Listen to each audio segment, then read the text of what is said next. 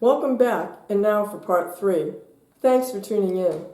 In part 2, we looked at the forming of a new economic order from the ashes of World War II to now being good for most Americans, a virtuous economic cycle, to being bad for many millions, a brutal, unrelenting competition. Now we're going to look at the global economic and political order going from bad to ugly, like in the first era described in part 1. Over time, several disruptive forces are converging. First, you have accelerating automation, causing job losses in addition to trade, and now a much larger labor pool to contend with as many nations with large populations like China and India become strong global competitors. So workers are becoming more and more expendable. We're pitted against the world. Second, China joins the WTO, the World Trade Organization, in 2002. It gets the benefit of all the tariff reductions already negotiated. But it's not a free market economy. Instead, it's a market controlled by a communist regime, with 1 billion people needing to industrialize. It brazenly breaks trade rules to win export markets, causing harm to American workers and industry and other Western nations. But U.S. multinationals are indifferent and pursue their self-interest, as described in part 2. They're facing discrimination in China. China wants to develop its own industries and tech know-how. Example, foreign businesses must partner with a Chinese entity to set up business there. And they can only own 49%, hence they don't have control. And usually they're forced to transfer technology and their trade secrets to a Chinese partner to even gain entry. China aims to move up the food chain. Now, all these barriers to entry are violations of WTO rules. As a result, U.S. multinationals pressured Congress to approve China's entry so the WTO rules would apply. And Congress did so in 2002, but just barely, as it knew there would be a greater backlash. Most understood it would lead to more investment in China, not America. But they're hoping China would become a liberal democracy with more global economic integration, an important geopolitical goal. But the result? China goes about reaping all of the benefits of open trade while flagrantly flaunting WTO rules, essentially cheating to grow. In short order, it becomes the largest manufacturer in the world, one of the largest exporters, and rises to become the world's second largest economy in record time.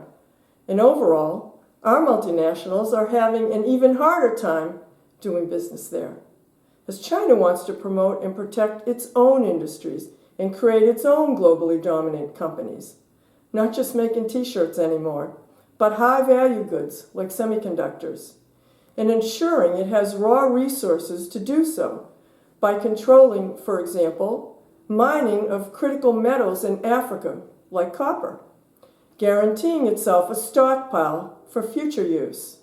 And of course, China's entry with over 1 billion people causes enormous and unrelenting downward pressure on global wages and incomes in developed nations like the United States, and continuing disinvestment. Third, in 2008 and 2009, we have a global financial crisis, and that worsens these growing fractures in the global economic order. The crash calls into question the entire neoliberal dogma, begun in 1980, of free trade and open markets, of tax cuts for big corporations and wealthy individuals, of a trickle-down economy for ordinary Americans. Some start to wonder, what good has that been doing for everyday Americans? Jobs and factories keep disappearing, leaving shattered local communities. Living standards remain stagnant. Despair helps fuel an opiate epidemic, with 1 million lives gone in the U.S. since the start of this century. Self-respect, dignity, hard to come by when you lose a good job that can't really be replaced, and you watch your local community disintegrate. It's humiliating to be displaced, feeling you don't matter. And on top of all the growing economic dislocation and discontent, the West is facing fast-growing demographic changes, also from immigration from war-torn countries and economic basket cases, and fast-moving cultural changes, unsettling to many, and calling into question, for some, the identity of a nation and its people that are threatening to their perceived status and privilege. And now we have a pandemic causing more grievance and economic dislocation. We're losing the sense of cohesion, of community. The center can't hold. Now we're not all in it together. So let's step back and look at the big picture. Power is being drained from nations by the relentless forces of global economics. It's harder and harder to control your domestic economy. Supply chains straddle the globe, all very intertwined, with trillions of dollars and goods and resources crossing borders daily. And today we feel the stark consequences of relying so much on global supplies, which have been upended by the pandemic. In particular, the factory shutdowns in China. And now a barbaric war right in the middle of Europe, all causing global inflation not seen for 40 years, as supplies can't keep up with demand, revealing just how vulnerable we are to so much global integration happening so quickly, much faster than even the 100 years in the first era. The downsides are evident for all to see who care to look. Disinvestment here, driving down living standards for so many millions, and that's even if all nations play by the rules of trade, and many, notably China, don't. The second era has far outpaced the ability of policymakers to control it. No single nation can tame its excesses. It's a never-ending race. Presently, the world's in the midst of an economic race for supremacy over new technologies that will be the engine for future growth and wealth.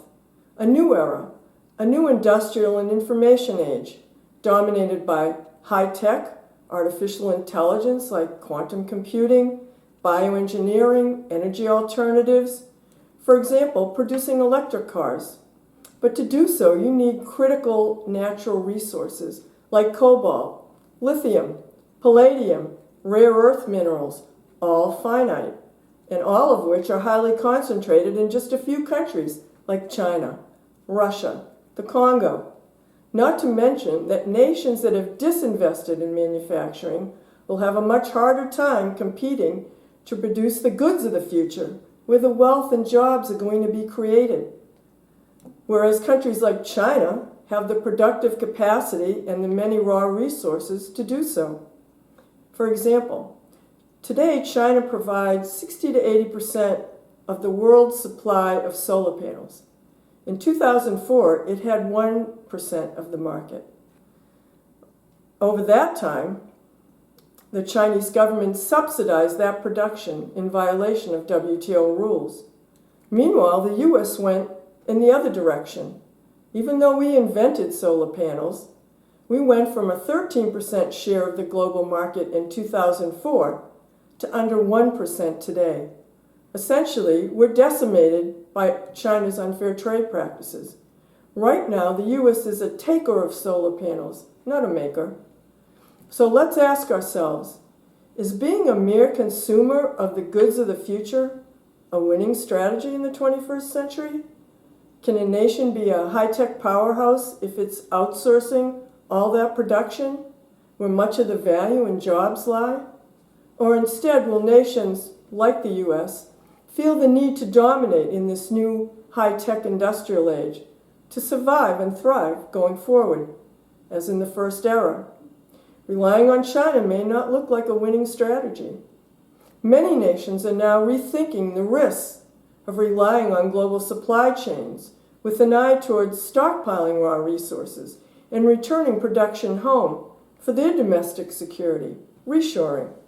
Example, a semiconductor plant will be built in the U.S. by a Taiwan chipmaker, and the U.S. government is funding commercial mining of rare earth minerals here in the U.S.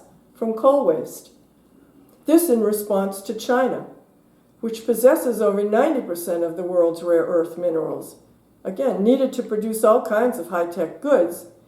Yet in the past, China barred them from export, denying nations access in violation of the WTO. In fact, China is now turning inward to become more self-sufficient and not to be as reliant on the outside world for its growth. Not to mention the rising geopolitical tensions over whether China will resort to force to unite Taiwan. And today, nations are still jockeying over other critical raw resources, like oil and gas, along with fertilizer and foodstuffs resulting from the war in Ukraine. Just recently, India, the world's second largest wheat producer, barred wheat exports to protect its people from food inflation. History shows us bread shortages often lead to violence and even revolution. Sound familiar? Trust among nations is faltering, with more competition and less cooperation among them. Nations are beginning to disengage, accelerated by Russia's aggression, feeling vulnerable from so much massive globalization, such an intertwining, and as described, creating more division within nations. Can it come as a surprise then that populism and economic nationalism in the Western democracies are on the rise? Populism may seem like a good antidote if you feel that the system has betrayed your interests and your identity for decades, no matter who's in power. Then, for example, voting for Brexit, for Britain to leave the European Trading Union, may seem like a rational choice. Make the establishment elites pay attention. Enough is enough. It's not working for me. So we see a large and growing populist backlash in the West. Again, it's not hard to understand, as living standards have been stagnant for decades and class resentments have festered. Insecurity is the order of the day. Most have no real power to gain a fair share from their labor. It's very hard to form unions, as the court has whittled the law in the United States. In fact, the vast majority of Americans live paycheck to paycheck. The wealth gap has thrown us back to a gilded age, where wealth is hoarded by a few at the expense of the multitude. What does it profit a man to gain the world and lose his soul? History repeatedly warns that such extreme levels of income and wealth inequality ultimately cause the downfall of civilizations. Add to this demographic and cultural forces that are threatening to the identity of many, already left behind by an indifferent global economy at best, feeling they don't belong, they don't share the same values. Overall, a coarsening of society and of culture. But a caution, for those who've benefited from globalization's second era and are worried about the rise of populism and the fear, hatred, and even political violence it fuels, you need to be mindful not to discount the legitimate grievances that give rise to populist anger against the system, even against democracy itself. Because if left unaddressed, it leads to polarization, red team, blue team, where false conspiracy theories can thrive, like the Great Replacement theory, where resentments can be mobilized politically at the drop of a hat by social media, where grievances can morph into factions based on ethnic, racial, or religious identity, can foment political violence, lead to demagogues, authoritarian rule, tyranny, even fascism, even war. As the saying goes, anyone who can make people believe absurdities can make them commit atrocities. Everything is possible if nothing's true. So let history be our guide. We can't ignore it when many millions are left behind and feel powerless to change their lives. In frustration, they can turn to leaders who say they see them, they hear them, and they'll use power to help them get back their status and privilege at the expense of others, at the expense of them. Identity becomes the loyalty that binds, no matter what. I'm reminded of a line from a poem called The Second Coming, describing the atmosphere in Europe before World War I. And I quote, "While the worst are filled with passionate intensity, and the best lack all conviction." Now, a few words on the brutal war in Ukraine. We can see from Russia's naked aggression that capitalism and a global economic order are not enough to ensure peace and prosperity. Trading with dictatorships doesn't necessarily transform them into liberal democracies. Wealth alone won't do it. Think China. Seems Putin's main motivation for invading Ukraine is to regain Russia's status as a great imperial empire, to cement his power and his stature in Russian history, like the great Tsars of old. Ukraine had been Russia's for 300 years. It's part of Russian identity to them, likely why the majority of those in Russia support the war. Putin invaded now because he sees the West as weak, in political chaos, and dependent on Russia's oil and gas. But he miscalculated both Ukraine's fierce resolve and NATO, and the broader world being willing to exact the most devastating economic sanctions against Russia ever seen. Russia's becoming a pariah. Today's Russia is not like Germany after World War II, but more like Germany after World War I, humiliated and aggrieved by its circumstances, and willing to wage a barbaric war of conquest. Conquering Ukraine would give Russia control of the Black Sea and major seaports for trade, like Odessa and Mariupol, as well as control of Ukraine's breadbasket, which provides 40% of the world's wheat. Right now, the war is preventing exports of Ukrainian wheat and corn and other necessary foodstuffs, fueling food inflation and shortages worldwide, especially in Africa and the Middle East, dependent on such trade. Here again, vital natural resources matter greatly, as in the First Era, and now being used as weapons of war. On the other hand, NATO member nations have rediscovered their purpose. Inspired by Ukraine's fighting spirit, and knowing Western democracy is again on the line, NATO is cementing its military alliance and moving to cement an economic bloc to ensure access to oil and gas and other vital resources. The EU will end all imports of Russian oil and gas in the months ahead, which will be devastating to Russia. And nations like Finland and Sweden will soon join NATO. Unthinkable even a few months ago. Who can say what might happen next? An even bolder aggression from Russia? A worldwide recession? A hunger crisis? More refugees?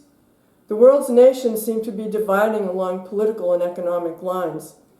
And some, like India and China, aim to keep buying Russian oil, as they need to keep their economies growing for their people. Meanwhile, the US and the EU are working to develop alternative sources other than China for rare earth minerals. So let's wrap up.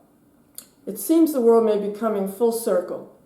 Both eras of trade and globalization created vast wealth, but not broadly shared within nations or among nations. The result, over time, social disintegration. It's simply not the role of a global economic order to distribute wealth. It merely creates the wealth. How it's shared is the task of government, of society, of people. We can't stand by and let the wealth generated come at the expense of the very cohesion of society, of democracy itself. It's up to those in a democracy to devise the means to make sure most all are sharing, benefiting sufficiently from the wealth created. Ultimately, isn't that a main purpose of democracy? To promote the general welfare, as the Declaration of Independence states? Precisely what FDR's New Deal accomplished in the Great Depression. A reordering of both economic and political power to help ordinary Americans. 1/3 at that time were ill-housed and ill-fed and ill-clothed. We would be wise to recognize that.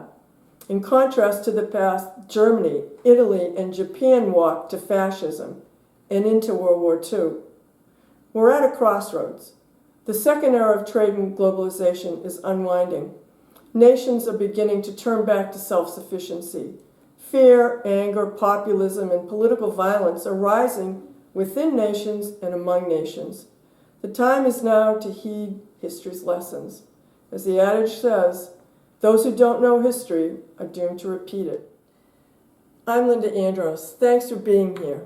Feel free to share.